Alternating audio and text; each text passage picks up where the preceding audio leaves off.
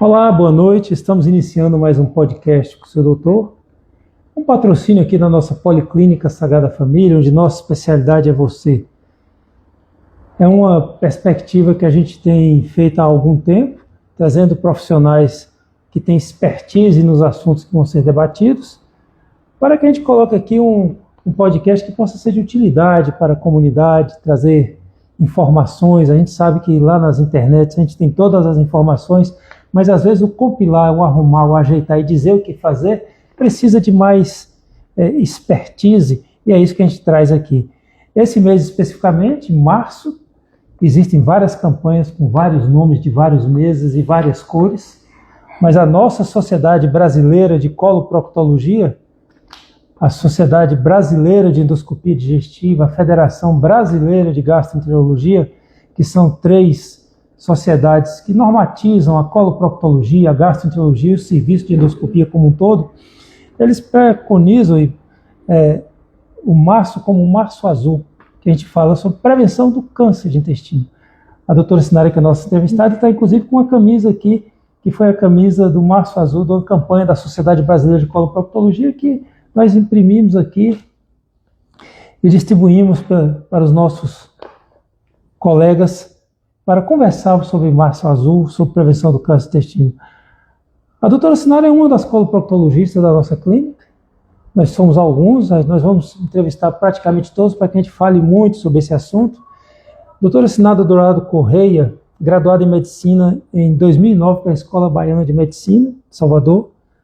Fez cirurgia geral lá em Salvador, no Hospital Roberto Santos, Hospital Geral Roberto Santos. Depois fez coloproctologia, já que todo coloproctologista é um cirurgião geral, é um pré-requisito, na Universidade Federal de Goiás. De lá foi para a Cleveland Clinic, onde fez um estágio, retornando para a Vitória da Conquista já há alguns anos, aqui desenvolve o seu mistério, e também desenvolve uma outra atuação, que é a atuação da docência. Ela é professora dos cursos de medicina da UFBA, aqui de Conquista, e da AFIA. Eu, inclusive, com sua pós-graduação em stricto sensu, de mestrado em saúde coletiva pela UFBA. Ou seja, é uma profissional que tem vários aspectos, vários outros, e tem o último, que muito nos vangloriamos, que é a minha sobrinha. Botar no currículo também. Botar no currículo. Tenho o prazer de ter uma sobrinha como essa, que, além de todos os pés de casa, é uma pessoa fantástica. Doutora Sinara, muito boa noite, obrigado por estar aqui com a gente. Vamos conversar um pouco sobre o câncer coloretal.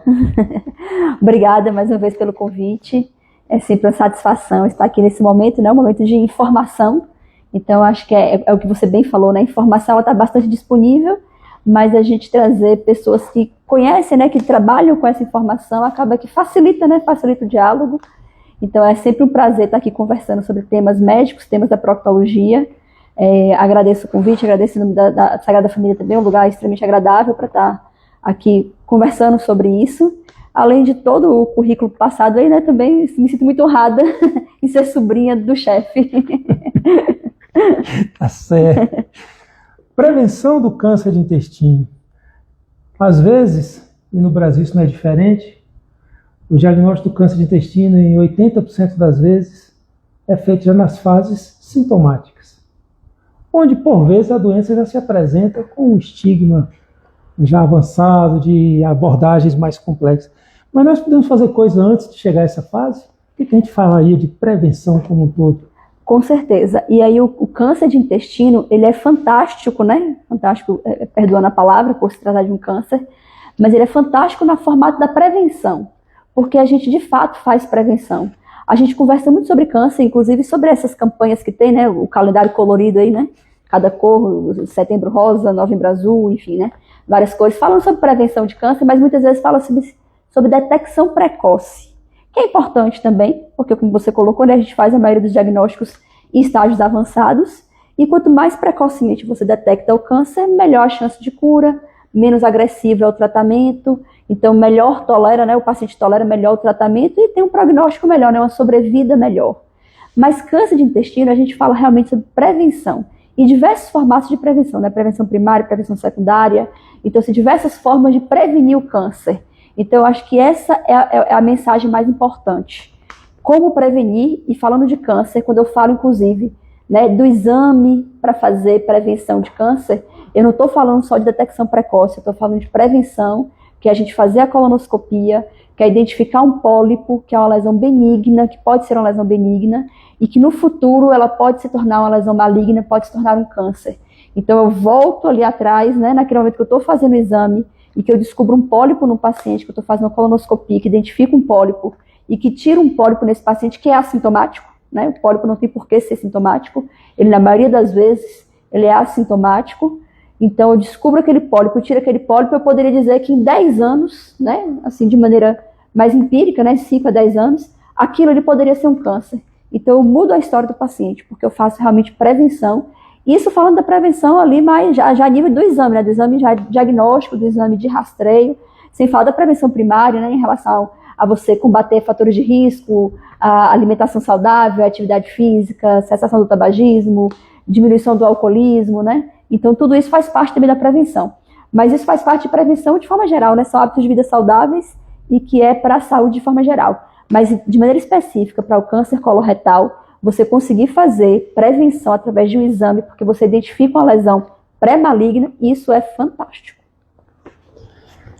O câncer de intestino ele tem essa relevante importância que hoje ele é o segundo câncer mais comum nos homens e nas mulheres. Então, é um câncer que já não respeita a questão de masculino ou feminino. O câncer de próstata é o mais comum nos homens, seguido do câncer de intestino, e o câncer de mama é o mais comum nas mulheres, seguido do câncer de intestino. O câncer de intestino não é o que mais mata homens, ainda é o câncer de pulmão, que é muito mais agressivo, e está claramente, 85%, 90% das vezes, associado ao hábito de fumar. Mas quando essa primeira informação da doutora Sinara traz a sutileza do assunto, o que é detecção precoce, que é quando a gente fala de câncer de mama, de câncer de próstata, o câncer está existindo e você tem protocolos de fazer um diagnóstico em suas fases iniciais, onde os tratamentos são mais simples, com menos sequelas e mais resolutivos. E no câncer de intestino, como foi muito bem dito aqui, nós falamos de uma detecção pré-câncer, não é precoce. Detectamos o câncer precoce também, mas o que a gente quer chegar aqui é justamente na lesão pré-câncer. Como foi bem dito aqui, a prevenção primária é essa, que ela é prevenção primária para tudo.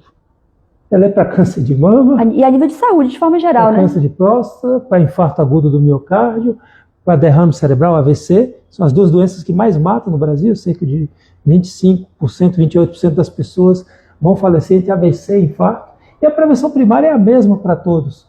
Alimentação cuidadosa. Às vezes vocês que nos ouvem vão pensar, esses médicos só dizem a mesma coisa. Tudo é alimentação cuidadosa. Nós somos uma consequência do nosso hábito de vida, né, doutora? Da rotina, né, do dia a dia. A gente fala assim, a gente é o que a gente come, né? Inclusive eu tenho adotado agora um discurso com meus pacientes, que a gente identifica pacientes jovens e com hábitos ruins de vida e falar assim, tá tudo certo agora. Você tá com 40, 30 anos, tá tudo certo, mas a sua saúde daqui a 20 anos vai depender do que você faz hoje. Então não adianta com 60 anos, sempre vai adiantar, né? Mas não adianta você prevenir a doença naquele momento. Se você não quer estar ali tomando 5, 10 comprimidos por dia aos 60 anos, você tem que estar fazendo atividade física, alimentando de forma saudável com 30, 40 anos de idade. Porque é como se fosse um depósito que a gente faz ali, né? Diariamente a gente vai lá e vai depositando um pouquinho mais de saúde na nossa poupança. Onde a gente lá na fase mais, quando tiver mais idade, mais envelhecido, onde tudo vai envelhecer, as células vão envelhecer, a gente vai requerer dessa poupança que a gente colocou ali. Então, assim, tem que ser de imediato. E todos os médicos falam isso porque é bom para tudo.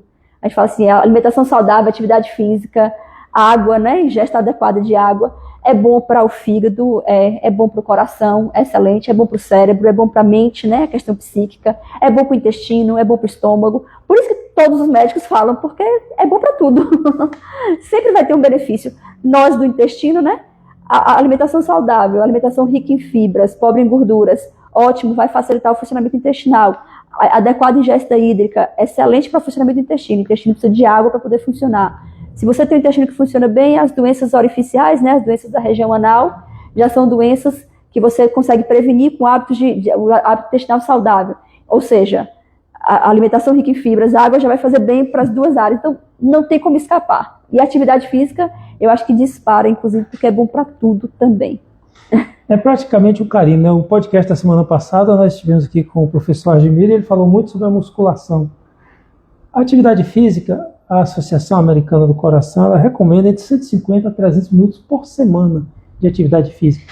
Isso é praticamente 1 hora por dia, ou pelo menos 1 hora a cada 3 vezes por semana. Você precisa participar. E aí nós estamos falando de prevenção primária. Prevenção primária é você estar fazendo aspectos para evitar que a doença não venha a existir.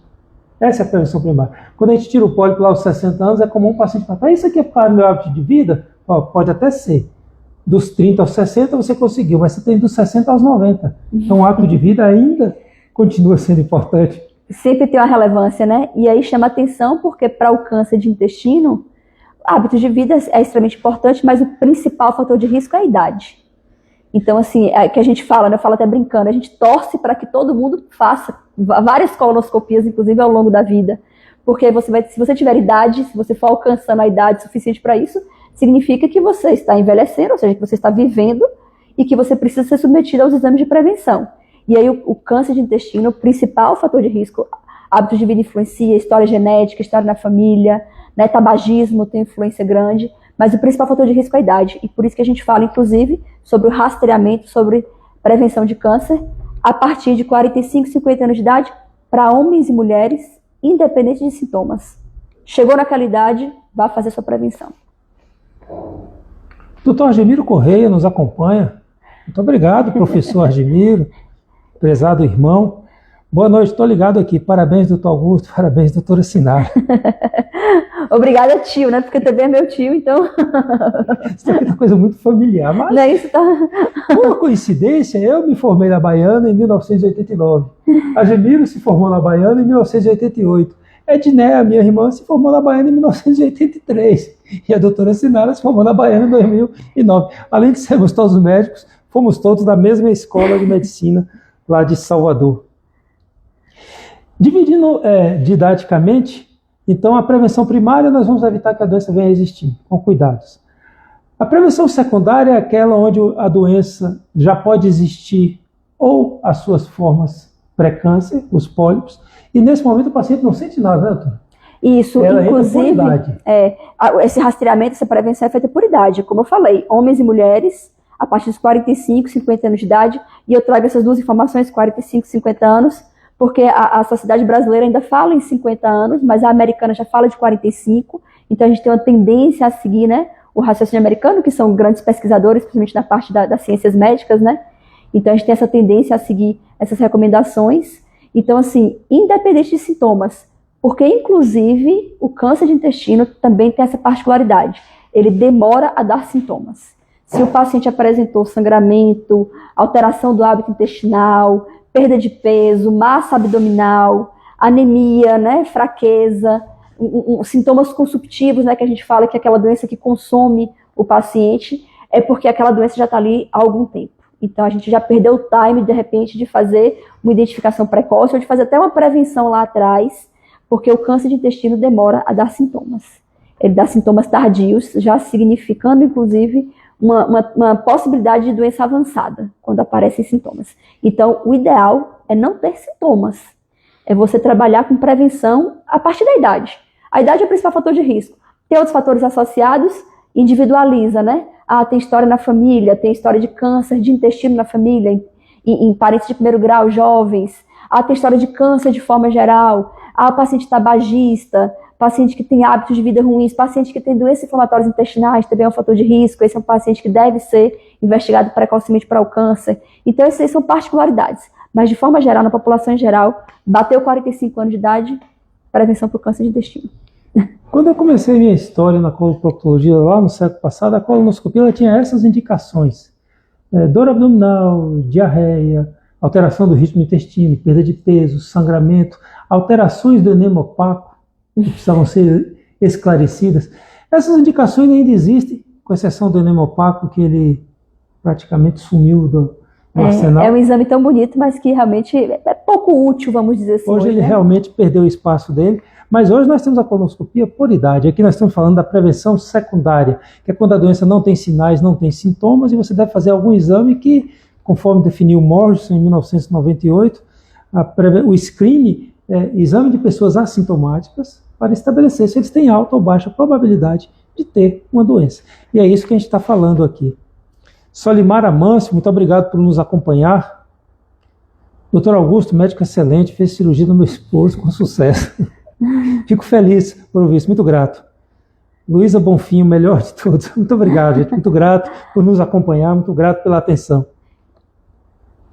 Essa história do câncer de intestino aos 45 anos nos Estados Unidos surgiu em 2018, uma publicação da American Cancer Association que mostrou a existência de tumores em 45 e 50 em uma incidência semelhante a acima dos 50. E aí chamou a atenção, olha, então isso é menos tempo agora. É bem verdade que a acurácia dos exames mudou muito também. Esses pólipos, hoje nós já temos um padrão, pólipos são pequenas verrugas do intestino. E 85% do câncer de intestino vem de um pólipo benigno prévio, 5 a 10 anos antes, como diz a doutora Sinara. 85%.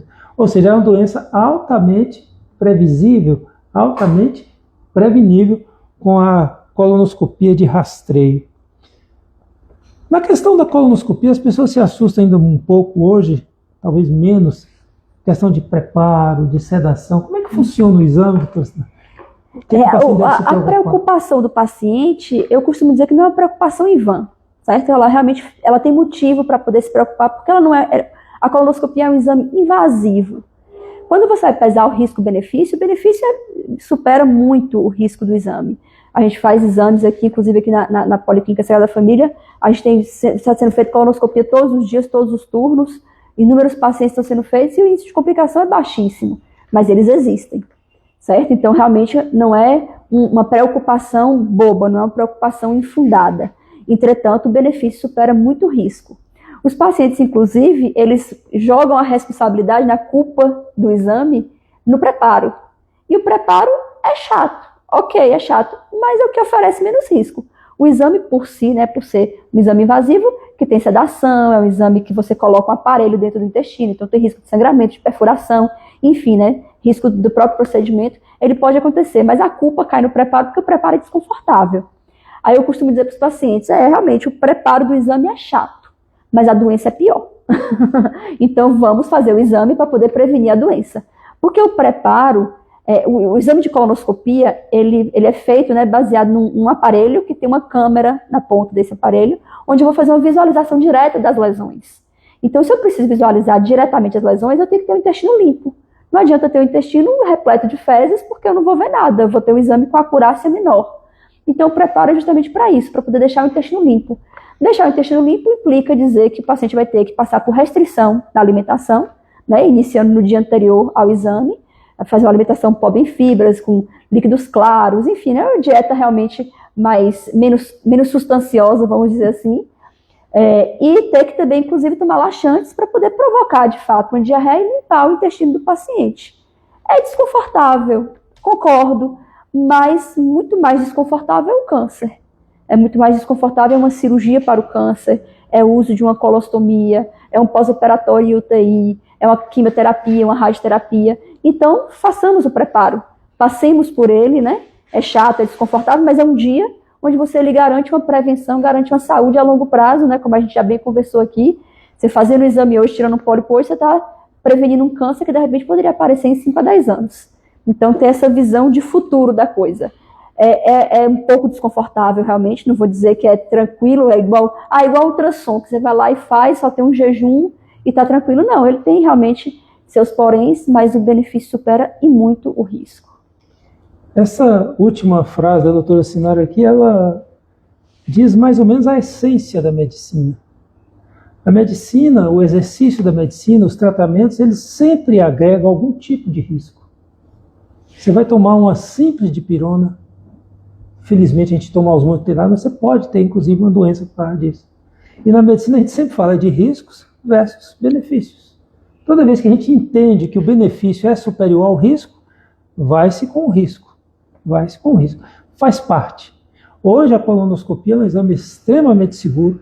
As taxas de complicações estatísticas são de 1 caso para cada 1000 exames e geralmente estão associados aos procedimentos terapêuticos, que é quando você acha o pólipo, acha uma lesão, vai biopsiar, vai cortar, vai cauterizar, usa clipe, etc., que as complicações de perfuração e hemorragia são maiores. Eu tenho uma casuística pessoal em torno de 30 mil exames e tive 4 complicações mais assustadoras. 4 complicações. Mas em 30 mil exames. Isso foram todos os pacientes que tinham alguma doença. Então isso precisa ser dito, que é o risco versus o benefício. O benefício, a colonoscopia, como eu falei um pouco no século passado, ela era usada por sintomas. A partir do final do século, com os estudos de Bogenstein e Ferro, que estabeleceram a sequência adenoma-câncer, que é o que hoje a gente conhece tão bem, que o adenoma, que é o tumor benigno, se transforma em adenocarcinoma, que é o tumor maligno.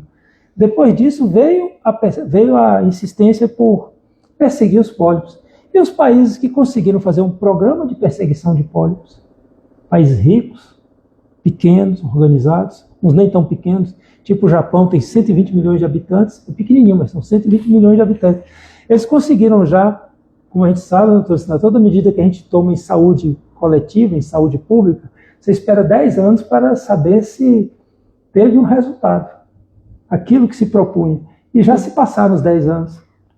E já conseguiram os resultados. Ou seja, está válido, né? É uma prática validada. Diminuiu a incidência de câncer, diminuiu a transfusão de sangue em cirurgia de câncer, porque os cânceres chegaram em estágios menos complicados, diminuíram as cirurgias de urgência, trabalhos da Dinamarca, da Finlândia, em câncer de intestino, ou seja, é algo altamente efetivo.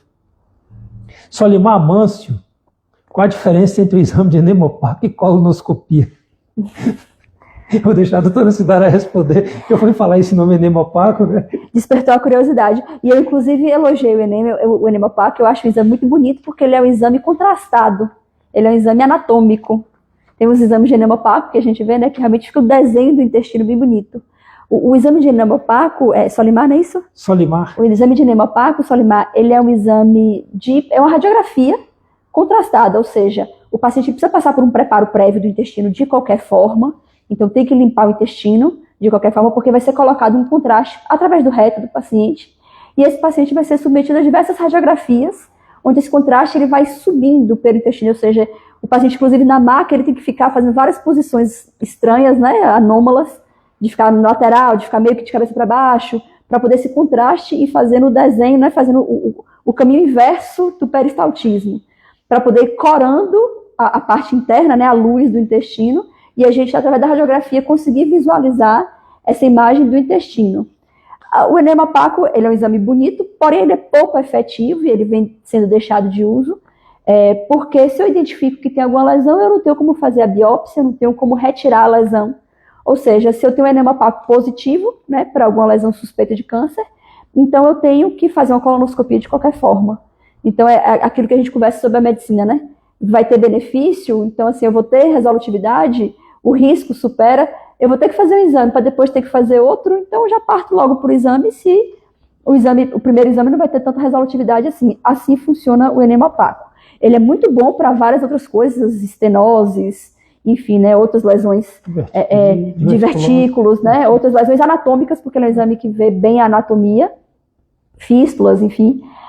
Só que para a prevenção do câncer, exatamente, a gente não consegue fazer prevenção através dele, porque eu não consigo retirar os pólipos. Para detecção precoce, eu já posso identificar o câncer de forma precoce através do enemopaco, mas de qualquer forma eu vou ter que fazer a colonoscopia para poder colher o material para biópsia, porque o diagnóstico de câncer, ele é um diagnóstico histopatológico. Eu preciso de um pedaço do tumor para poder o patologista levar para o microscópio e dizer que ele tem células cancerígenas. Então, ele é um exame bonito, porém pouco efetivo. E a colonoscopia, como eu falei anteriormente, ele é um exame sobre visualização direta. Você consegue visualizar diretamente ali em tempo real, né, a lesão, porque está passando o aparelho, está visualizando, né, inclusive imagem ampliada, o que facilita mais ainda, né? Então a gente fala lesões de 2, 3 milímetros, mas a gente visualiza ela de maneira ampliada, e ali mesmo, por vezes, já consigo resolver o problema do paciente. Eu tenho um canal de trabalho no aparelho de colonoscopia, onde eu aqui por fora jogo uma pinçazinha lá para dentro, tiro um pedaço, tiro o pólipo e trago ele para fora, coloco no frasco, levo para o patologista analisar se aquele pólipo poderia ser benigno, poderia ser maligno, ou se aquela lesão ela é maligna ou não. Então, assim, as vantagens da colonoscopia, elas são realmente, elas ela sobrepõe muito as vantagens do enema opaco. Até o próprio enema opaco ele sumiu mais porque com a evolução dos exames radiológicos, como a radiografia contrastada, o enema opaco, veio a colonografia guiada por tomografia. Parece um palavrão, mas você faz o mesmo preparo do colo, coloca o mesmo contraste pelo reto, contrasta o colo, contraste é um pouco diferente, e faz uma tomografia. E por rearrumação gráfica, você parece um desenho animado andando dentro do colo. Tanto que chama colonoscopia virtual. É um exame também muito bonito, entretanto, também cai no mesmo problema. Eu não consigo tirar pólipos, eu não consigo fazer biópsia de lesões. Se tiver alguma alteração, a gente tem que partir para a colonoscopia de qualquer forma. Inclusive, esses exames eles estão hoje talvez restritos a quando a gente não consegue, por qualquer motivo, fazer a colonoscopia, por uma dificuldade técnica, por estenose, você pede um exame para ver melhor os colos. E as lesões planas, principalmente as lesões do colo direito, do lado direito do intestino, elas são praticamente invisíveis aos exames radiológicos. Elas só são visíveis na colonoscopia, da visão direta. Maria Natália Braz nos acompanha. Muito obrigado, Maria Natália. Estou te seguindo, doutor. Muito obrigado. Em maio estarei por aí. Muito grato pela atenção. Gênia, boa noite. Estes exames deveriam ser mais fáceis para conseguir fazer pelo SUS. Já fiz colonoscopia tem uns 10 anos. Essa é uma resposta aqui que talvez não seja uma resposta médica, mas a gente pode perguntar à doutora Sinara as questões aí de gestão. Como é que andam esses exames pelo SUS, doutora Sinara? Realmente eu não consigo não tenho essa experiência pelo SUS em relação à parte da proctologia. Entretanto, fica um questionamento e fica uma visão crítica, né? A gente tem um sistema de saúde amplo, né? Ele é universal, ele é para todos, ele é para tudo. Então, ele deveria, sim, contemplar, né, a parte do câncer de intestino, a parte da colonoscopia. Só que aí tem um contraponto, né? O exame de colonoscopia, ele não é um exame simples. Ele é um exame que requer uma aparelhagem, ok? Uma aparelhagem com tecnologia razoável, né? Você não vai dizer que é de última de tecnologia, mas também não é uma tecnologia simples. Então, você tem ali uma tecnologia embutida no exame e você tem pelo menos 2 profissionais médicos altamente qualificados durante o procedimento da colonoscopia. Porque você tem um colonoscopista, que pode ser um proctologista, pode ser um gastroenterologista, pode ser um cirurgião com formação, né, em exames de colonoscopia, de endoscopia. Então, você tem um profissional altamente capacitado fazendo o exame e você tem um outro profissional também capacitado fazendo a assistência anestésica. Então, é também necessário o exame de colonoscopia, ele deve ser feito sob assistência anestésica médica, não necessariamente um anestesista, segundo o Conselho Federal de Medicina, mas tem que ter um profissional médico fazendo assistência anestésica. Então, ele é um exame dispendioso, ele é um exame caro, o que não justifica não ser amplamente, já que nós temos um sistema de saúde amplo e geral, né, universal. Então, ele deveria sim ser oferecido, mas acredito, não sou da parte da gestão, não tenho conhecimento da parte de gestão, mas acredito que esses fatores dificultem, né, a gente ter uma campanha a nível de saúde pública, uma campanha mais vigorosa, uma campanha mais melhor divulgada em relação a isso.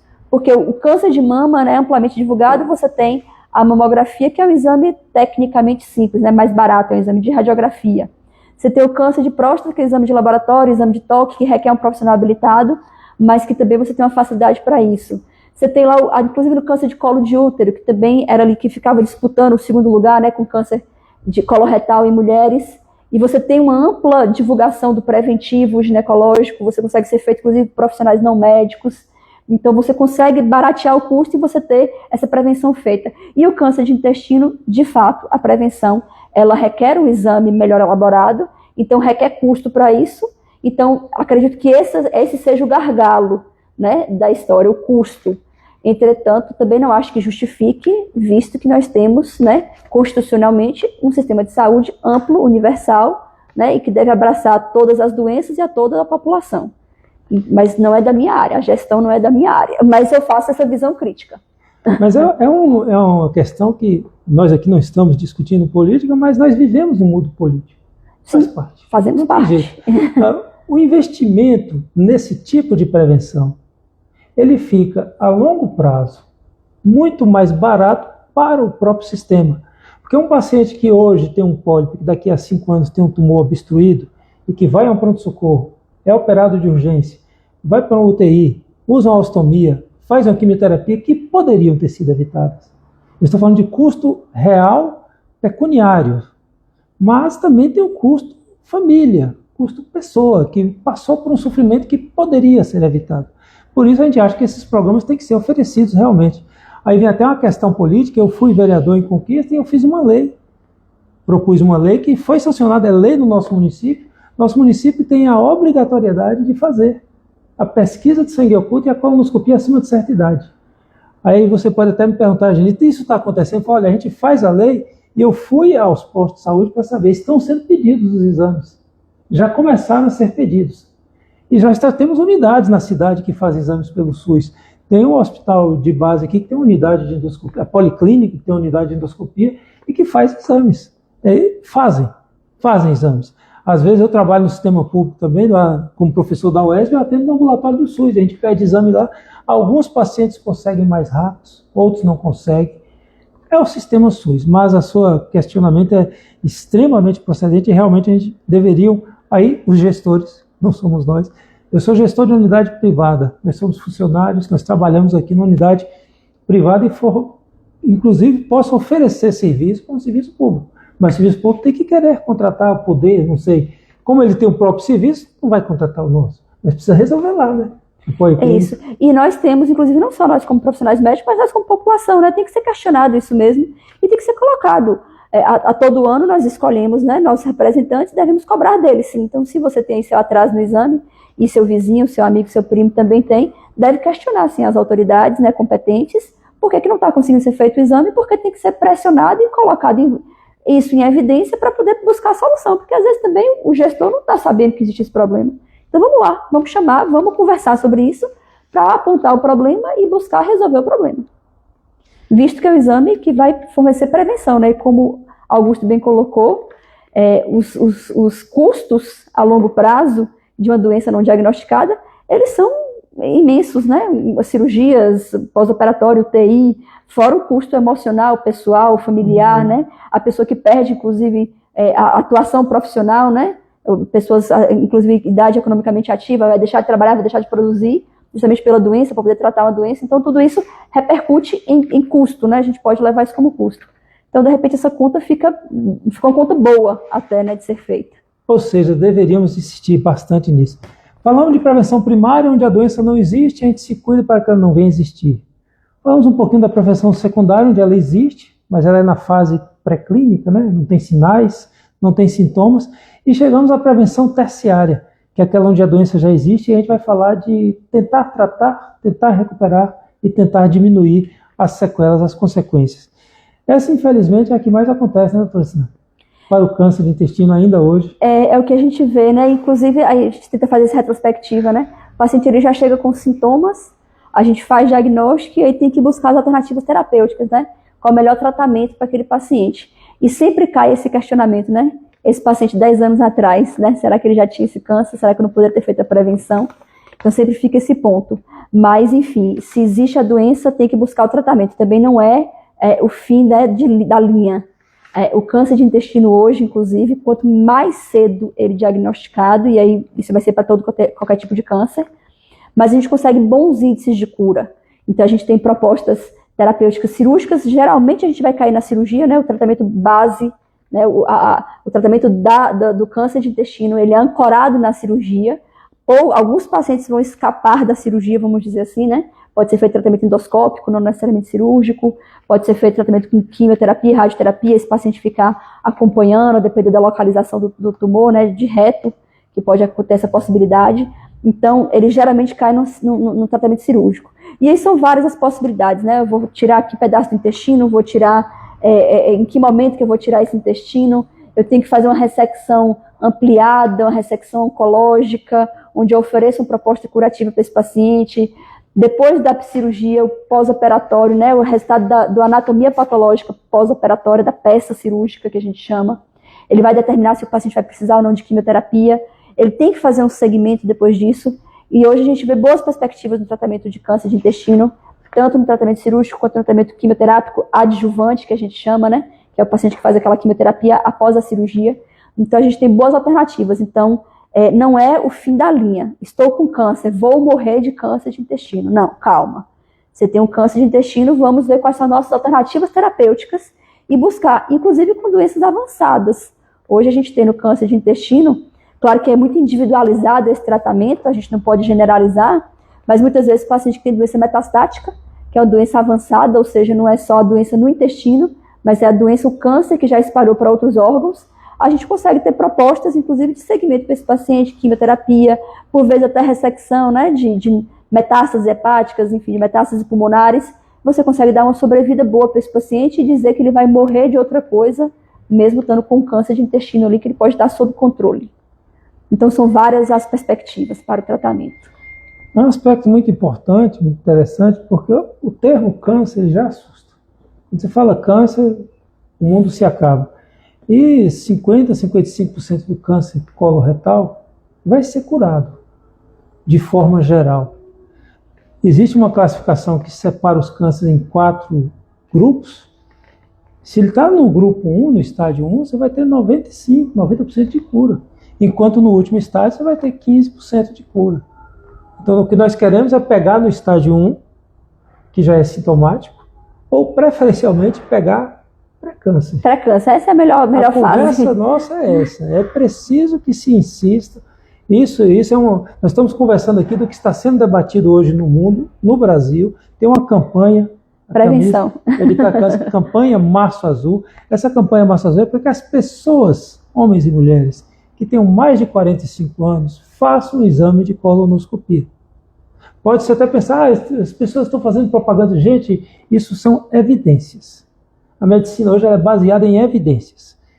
Aqueles países organizados, estruturados, ricos, por vezes pequenos, que estão fazendo isso e que fizeram isso, já estão colhendo os louros disso.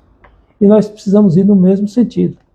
É igual eu conversava aqui no outro podcast com a doutora Aimee, um dia desse, sobre a obesidade, não tem nada a ver com a história, mas hoje no Brasil nós temos uma epidemia de obesidade. Porque no passado era um problema de desnutrição, o hábito de vida mudou. E a própria obesidade é um fator de risco também. Você ia falar que não tem nada a ver com o tema, mas tem, porque a obesidade também é um fator de risco para câncer de intestino. Mas não tem jeito, você precisa se cuidar de qualquer forma. Quando se fala em cirurgia de câncer coloretal, de câncer de intestino como um todo, as pessoas às vezes se assustam com os riscos de colostomias, ileostomias. Como é que funciona isso? São para sempre, não são? Depende. A colostomia ou ileostomia, né, depende se eu coloco o cólon ou o ilho, né, que é o intestino delgado do paciente, exteriorizado, né, é justamente essa comunicação. Eu não vou, por algum motivo, eu não vou conseguir fazer com que o paciente tenha esse trânsito intestinal normal, né, que evacue pelo ânus, então eu vou fazer esse desvio do trânsito e vou colocar o intestino ali no abdômen do paciente, né, esterilizando o abdômen do paciente, e o paciente vai ficar usando uma bolsinha, né, que a gente chama a bolsa de colostomia, a bolsa de Caraia, né, o nome técnico da bolsa, mas enfim, ela vai ficar com aquela bolsinha.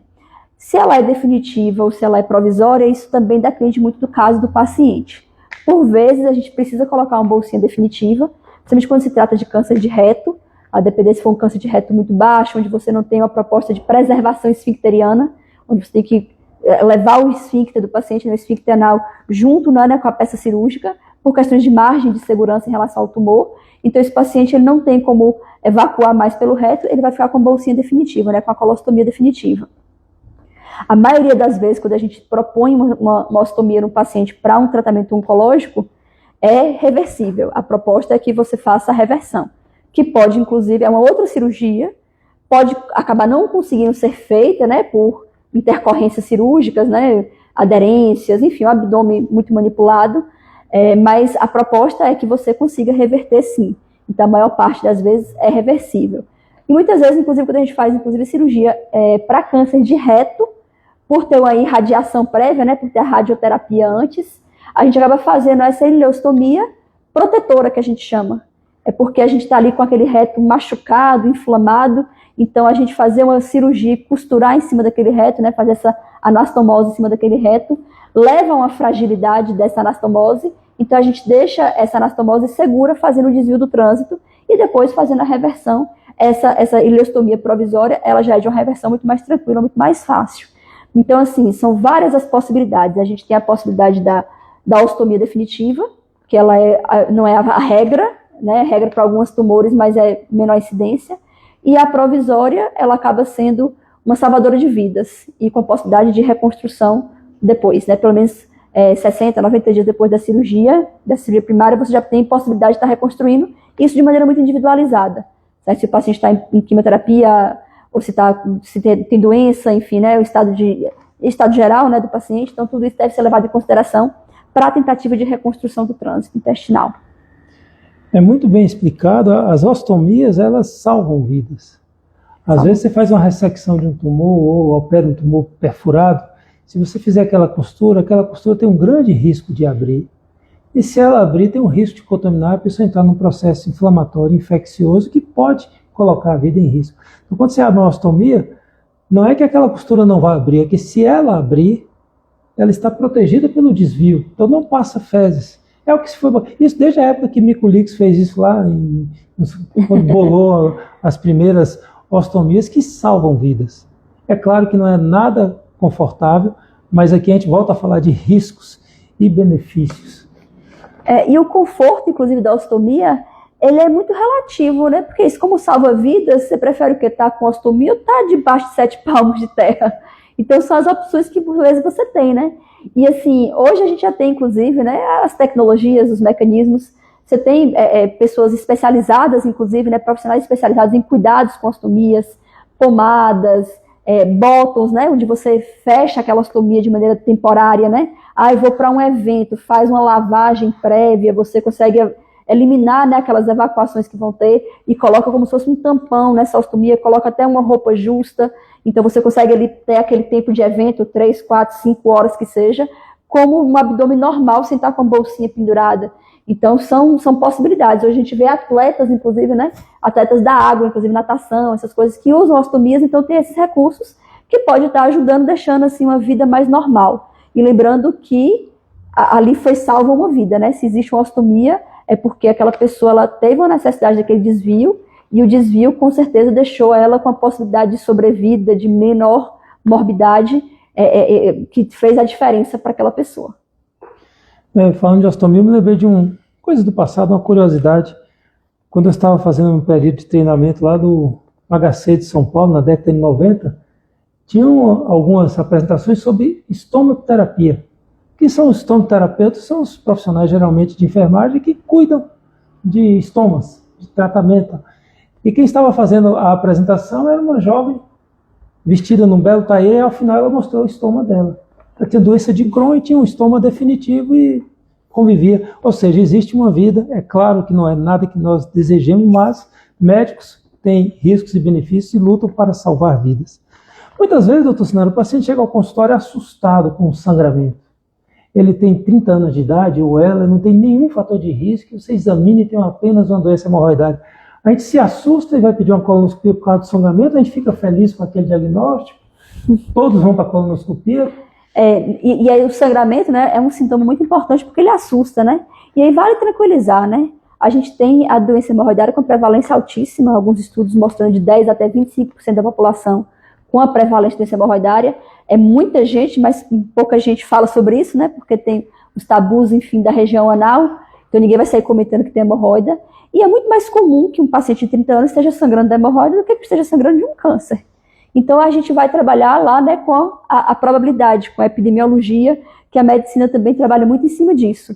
Você pode até ter um câncer, mas qual a probabilidade de você ter um câncer? É muito baixa.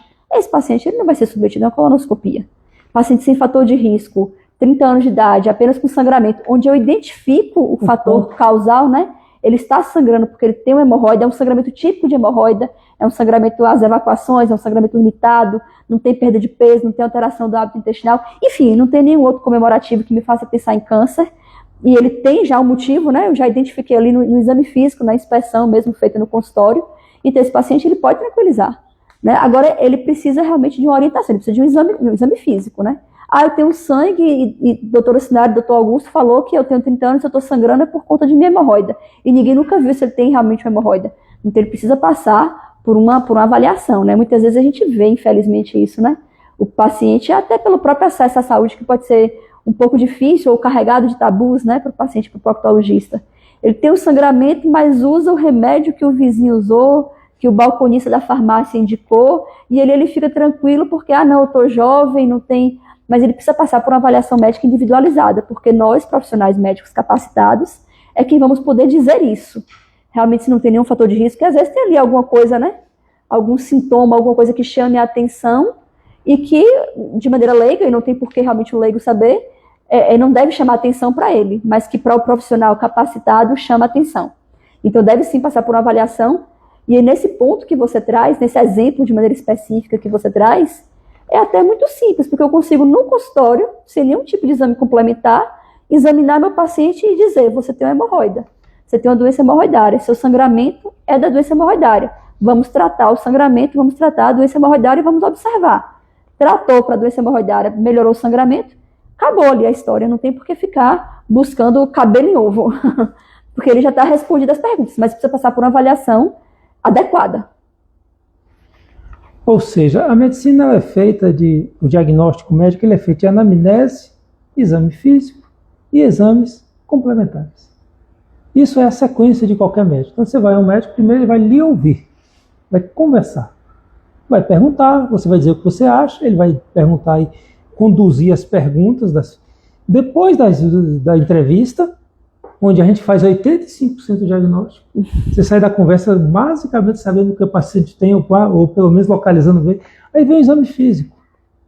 E o exame colonoscopia é um exame complementar, quando indicado. Se você na anamnese, no exame físico, concluiu que aquele sangramento é de uma doença hemorroidária, tratar a doença hemorroidária.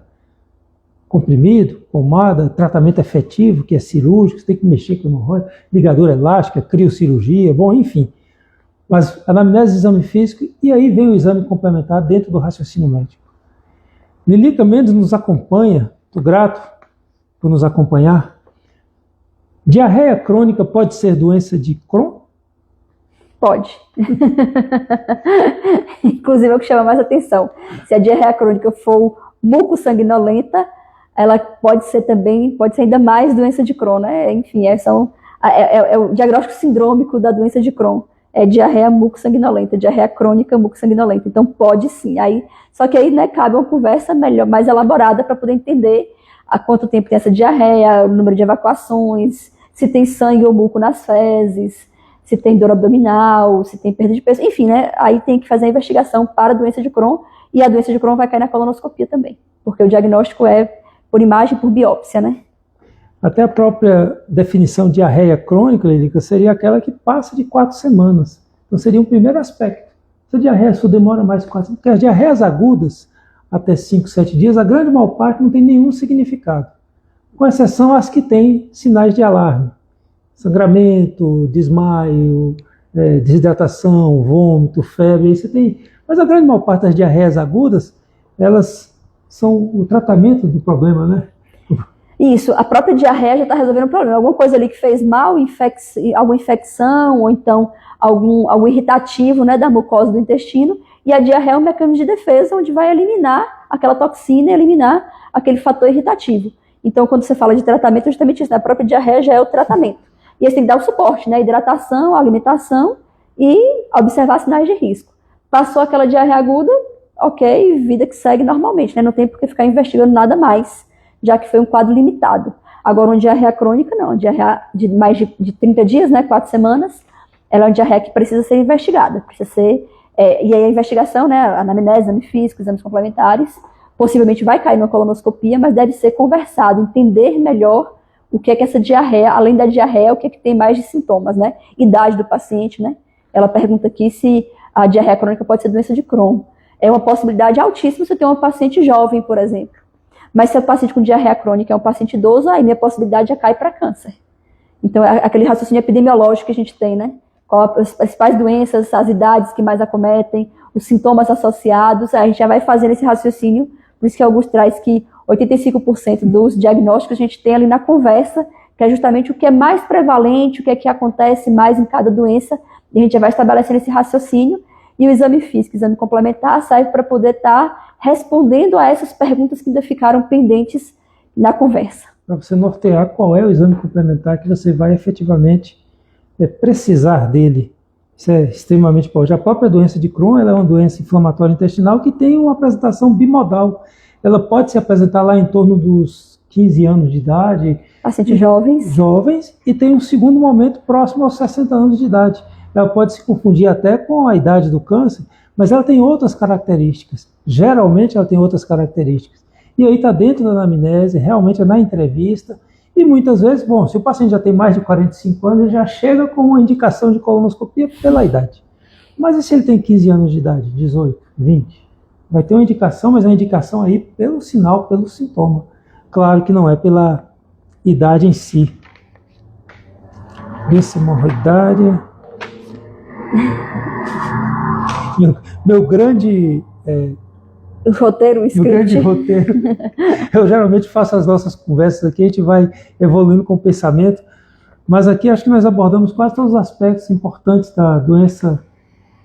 Prevenção, sinais, sintomas, prevenção primária, secundária, terciária. O tratamento cirúrgico hoje, ele basicamente mudou nos últimos anos, nas últimas décadas, onde a cirurgia é feita do mesmo jeito, só que o acesso a trabalhar dentro do abdômen mudou pela via laparoscópica, desde o surgimento em 85 lá das laparoscopias, e agora assistida com robô, que é a cirurgia laparoscópica com robótica, né, doutora Sina? Que assim, é a evolução da tecnologia, né? A cirurgia, basicamente, a teoria, né, da cirurgia, o passo a passo da cirurgia, o que deve ser feito, é basicamente o mesmo, mas muda apenas o acesso.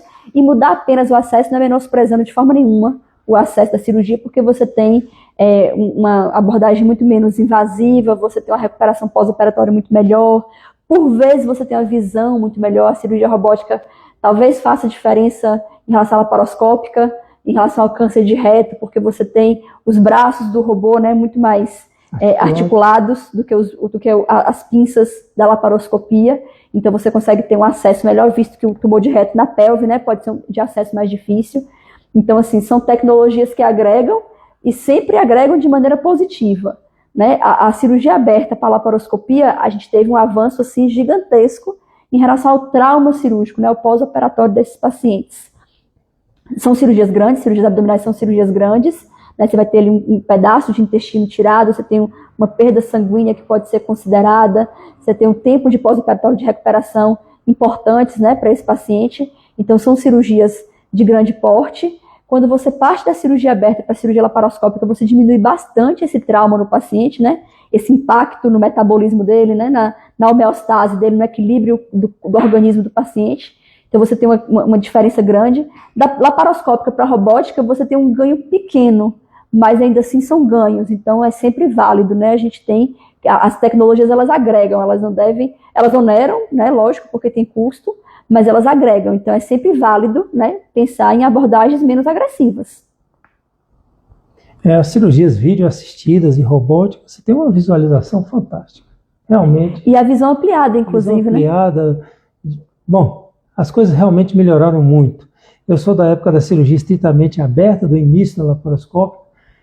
Quando eu fiz residência, a gente fazia cirurgias de vesícula que demorávamos muito mais para abrir o abdômen e para fechar o abdômen do que para tirar a vesícula. Hoje, praticamente, o tempo de abertura e de fechamento acabou. Então, a cirurgia, 20 minutos, 15 minutos. A gente levava meia hora para abrir e fechar o abdômen. Só para abrir e fechar. E, às vezes, tirar uma vesícula fácil de tirar. Vanusa Macedo nos acompanha. Muito grato, Vanusa, por nos acompanhar. Boa noite. Doutor Augusto, a pessoa fez uma colonoscopia e deu pólipo. Retirou. Fez com 2 anos e não deu nada. Deve repetir em quanto tempo? Excelente pergunta. Pergunta de um nível mais complexo, muito bom. Essa resposta ela é bem variável, inclusive. Eu não vou conseguir te dar uma resposta única, porque depende muito da anatomia patológica desse pólipo. Entendeu? Porque a gente estava falando aqui de pólipos adenomatosos, de forma geral, a gente falando de pólipo, mas está se referindo aos pólipos que são do tipo adenoma, né? Que são aquelas lesões que podem se tornar um câncer. E a gente tem outros tipos de pólipos, que são os pólipos hiperplásicos, os pólipos inflamatórios, os pólipos serrilhados, né, que são mais semelhantes mas que requerem um acompanhamento melhor, tal qual os adenomas. Então, os pólipos hiperplásicos, os pólipos inflamatórios, eles são pólipos inocentes.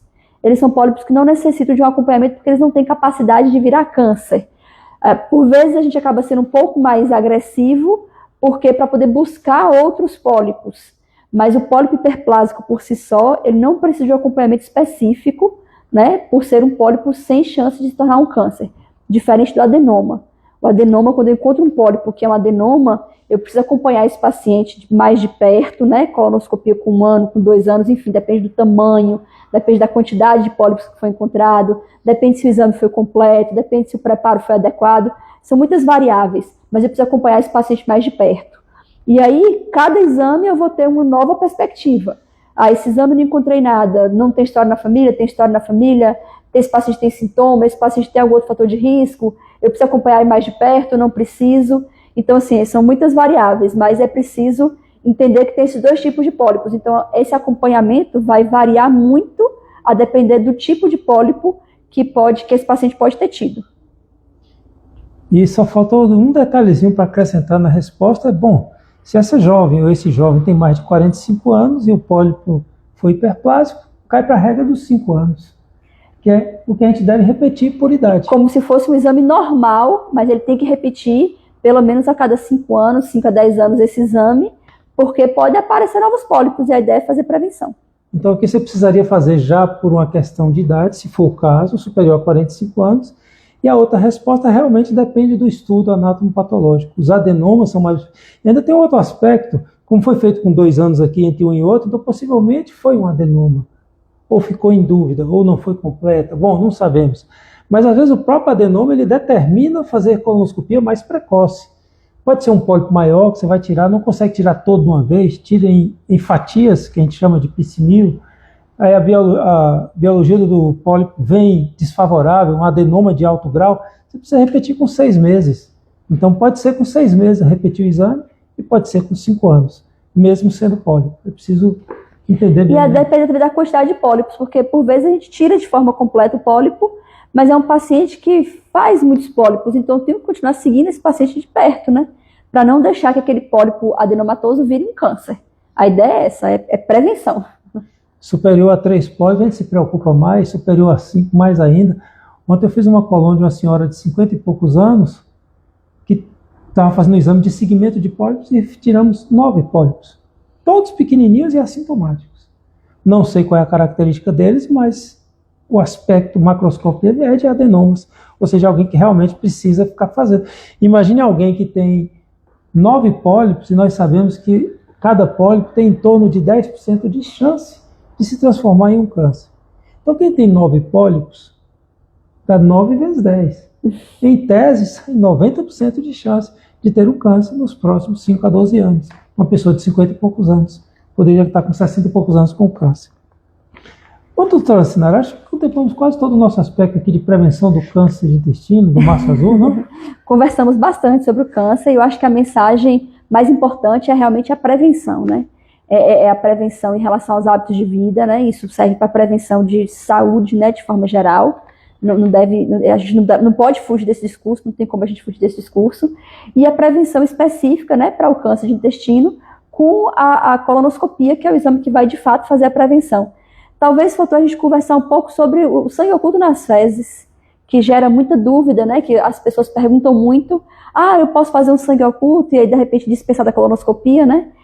O sangue oculto nas fezes, ele é um exame de rastreio. Ele não faz diagnóstico de nada.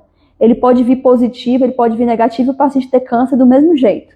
Então ele serve para um rastreio populacional. Se eu for aqui pegar a população de Vitória da Conquista e fazer um exame de sangue oculto nas fezes em toda a população, né? Aí eu vou identificar quais são aqueles pacientes que têm mais chance ou não de ter um câncer baseado no resultado do exame.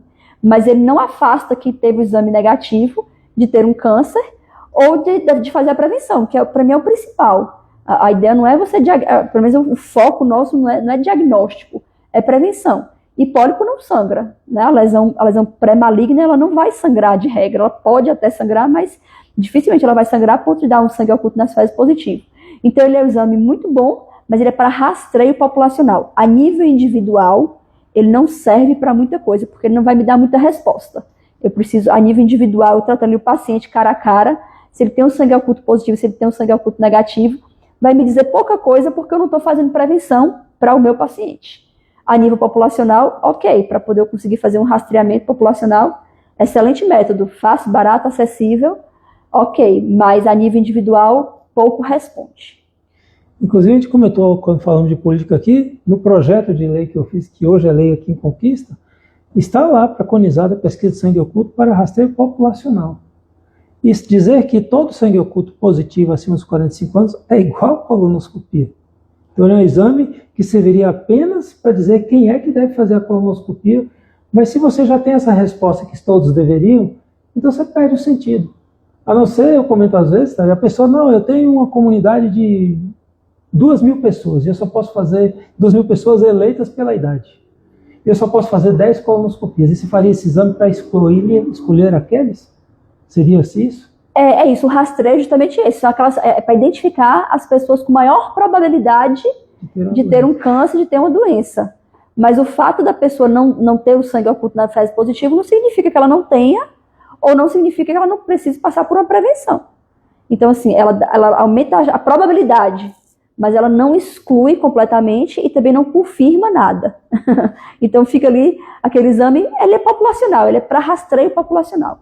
Ele é para grandes comunidades, onde vai ali conseguir fazer esse funil sobre o exame da colonoscopia, que é um exame que tem realmente um custo mais alto, que eu preciso de profissionais mais capacitados, de aparelhagem, enfim, né, um exame mais difícil, menos acessível, vamos dizer assim. Mas, a nível individual, é o que eu costumo falar. Eu enquanto proctologista, no meu consultório, eu não peço sangue oculto nas fezes, porque não vai me responder sobre meu paciente. Agora, se eu for fazer uma pesquisa lá na faculdade, nas faculdades que eu dou aula, aí o sangue oculto nas fezes, a nível de pesquisa, de rastreamento populacional, vai ter seu papel. Ou seja, tem seu papel, mas está dentro de um contexto, né? Cássia diz, muito obrigado, Cássia, por nos acompanhar.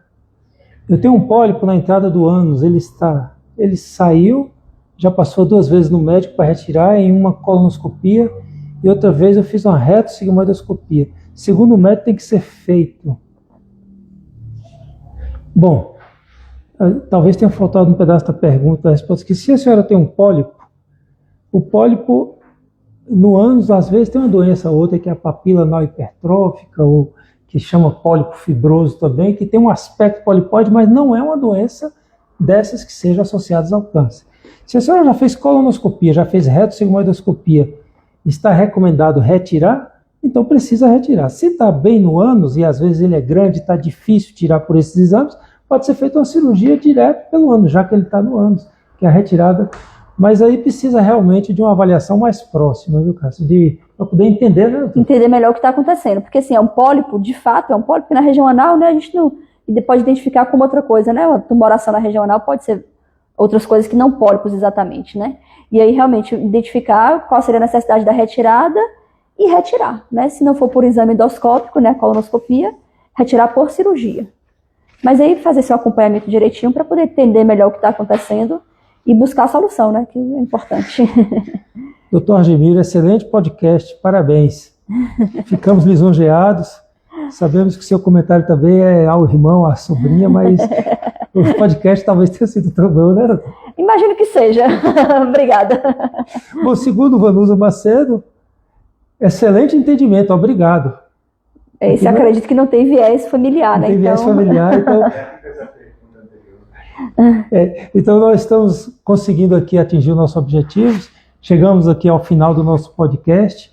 O podcast com o seu doutor é um patrocínio da nossa Policlínica Sagrada Família, de nossa especialidade é você, dos coloproctologistas que temos aqui. Tem a doutora Sinara que hoje abrilhantou o nosso podcast, trouxe informações importantes, procedentes, e vamos conversar mais, porque esse mês de março a gente precisa massificar, levar esse conhecimento. Assim como a doutora Sinara disse em algum momento aqui, que já se sabe, por exemplo, que tem que fazer prevenção de câncer de mama.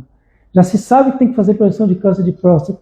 Tem mesmo, mas o de intestino ainda está um pouquinho esquecido e ele é o mais previsível, o mais prevenível. Mais prevenível, né? Conversa-se pouco, né? Porque tem todo um tabu que envolve a questão intestinal, a questão anal, mas deve ser conversado. O Março Azul Marinho vem para poder a gente conversar, né? Falar bastante sobre isso, tornar o tema mais comum, né?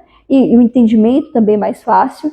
Então, a regra é essa, né? Vamos falar sobre prevenção, vamos aproveitar esse mês, né? A cor aí para poder estar conversando sobre prevenção do câncer de intestino e reto, né? O câncer coloretal. Muito obrigado, doutora Sinara. Estamos encerrando o nosso podcast. Muito obrigado a você que nos acompanhou e até uma próxima. Boa noite a todos. Obrigada, boa noite.